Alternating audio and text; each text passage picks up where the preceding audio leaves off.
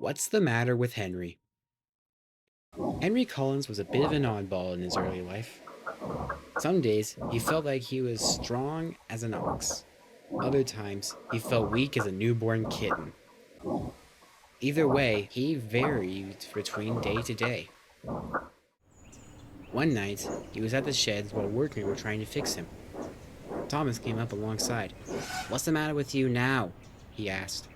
"My boiler's grumbling," groaned Henry. "Maybe it's grumbling at you," chuckled Thomas. "That's not funny," said Henry. "You just don't care." And he rolled back into his berth. Harrison noticed that Henry was leaving a trail of water between the rails. He was worried. The next morning, the Fat Controller came to see Alan, Marcia, and Henry. A large order of coal had been placed, and it needed to get out at Nafford Harbor. Upon hearing this, Alan and Marcia slunk into their sheds. "Don't even think about it," said the Fat Controller. "Do it, or I swear I will make other arrangements." He looked over to Henry. "Henry?" "Yes, sir. Right away, sir." Henry puffed onto the turntable and set off. If the Fat Controller hadn't turned around, he might have noticed the trail of water Henry was leaving behind. "Useful engines don't complain," Henry said to himself. It seemed that Henry was leaving water everywhere he went. Harrison saw this as he passed by, and he didn't think it was a good thing. Alan and Marcia soon overtook him. "Hurry up, Henry!" called Marcia. "I can't go any faster," panted Henry. "Oh, you're just being lazy," said Alan. The two wanted to get the job over with as soon as possible. Soon, they arrived at the coal yard. The Fat Controller was right. There was a lot of coal that needed to go out. "Hey, Marcia, I've got an idea." "Excuse me, sir," said Alan to a worker.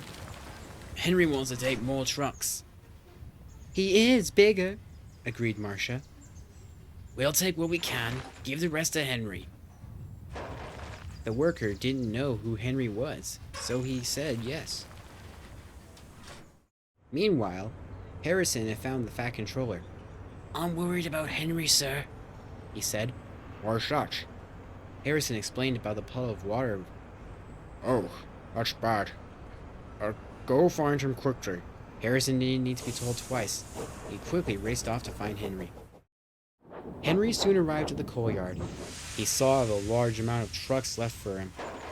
"But why did they leave me so many wagons? I told them I'm not feeling well." "Henry, do those two ever listen?" said his driver. Henry couldn't argue with that. Reluctantly, he coupled up to the long train and they set off for Nafford Harbor. Henry kept on going. He wanted to. He had to. "I can do it. I can do it," he said to himself. "That's it, Henry. That's it, Henry," said his driver. Henry struggled on as best he could, but eventually he ground to a halt. Harrison soon found him. "Oh, Henry, I was so worried about you. Are you okay?" "No, I'm not feeling good." "Oh, dear. Well, come on, I'm gonna get you to the harbor." Harrison coupled up in front and towed Henry and his long train to the docks. Marcia and Alan were waiting when Henry arrived. They saw how miserable he looked, and it finally clicked. Henry wasn't faking. He was actually sick. "Sorry, Belle," said Alan. "We didn't think you were really sick," said Marcia. "Well, next time you should believe an engine," said the Fat Controller. "I will talk to you two later." He turned back to Henry. "Henry, I think your tubes may be leaking. Harrison, take them to the shed for inspection." And Harrison did. A few days later, Henry was soon back at work. "So, how are you feeling, Henry?" "Well, they mended my tubes, but they didn't even take a look at my further system." "All in good time, Henry," said Harrison. Henry chuckled. Even if he wasn't feeling great, He knew that he always had a friend in Harrison.